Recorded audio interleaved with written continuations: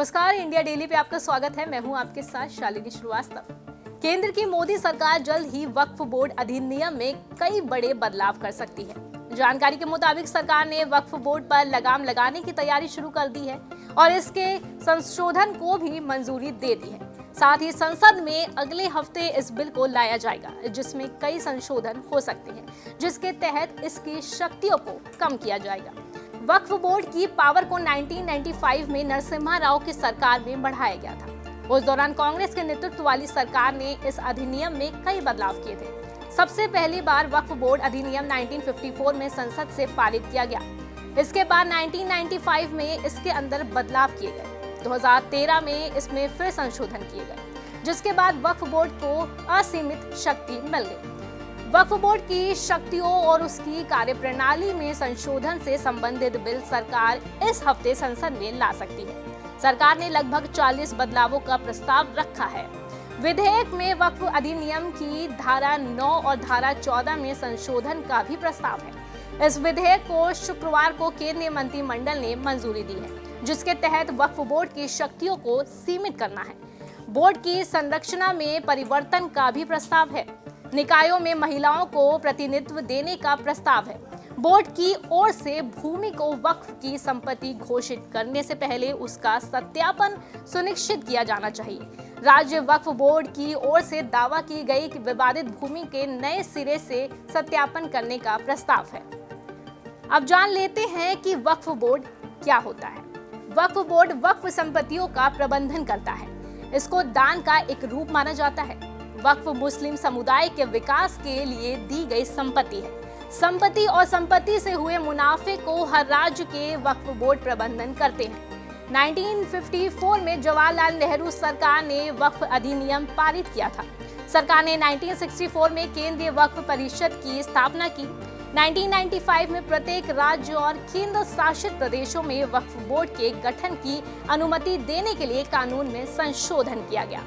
वक्फ board ये सुनिश्चित करने के लिए जिम्मेदार है कि वक्फ संपत्ति से उत्पन्न आय का उपयोग मुस्लिम समुदाय के विकास के लिए किया जाए। बिहार जैसे राज्य में अलग अलग शिया और सुन्नी वक्फ बोर्ड हैं।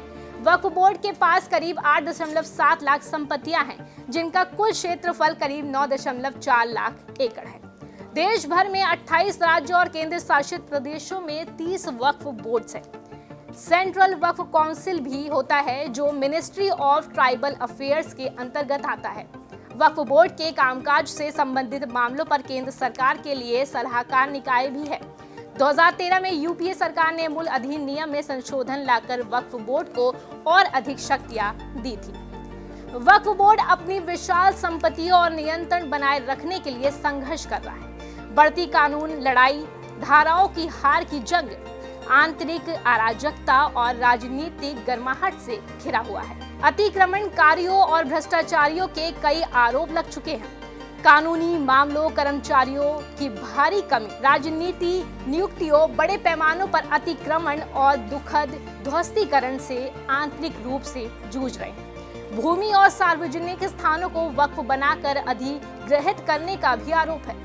सशस्त्र बलों और रेलवे के बाद वक्फ बोर्ड भारत में तीसरे सबसे बड़े भूमि मालिक बने हुए हैं। वक्फ से जुड़ी शिकायतों की भी बात करें तो WAMSI पोर्टल पर आपको बता दें कि 58,000 से ज्यादा शिकायतें हैं।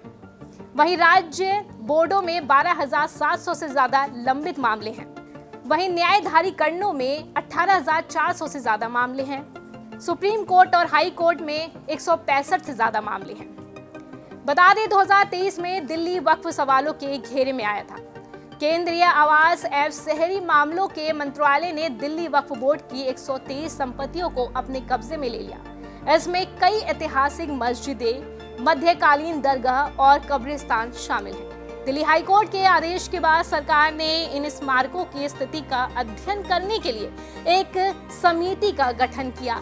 समिति ने अपनी रिपोर्ट में कहा कि दिल्ली वक्फ बोर्ड की ओर से कोई प्रतिनिधित्व या आपत्ति प्राप्त नहीं हुई। ये संपत्ति केंद्र सरकार के हाथों में चली गई है। दिल्ली वक्फ बोर्ड ने समिति के तर्क पर विवाद करते हुए तर्क दिया कि इससे मुस्लिम समुदाय में व्यापक दहशत, भय और क्रोध पैदा हुआ है।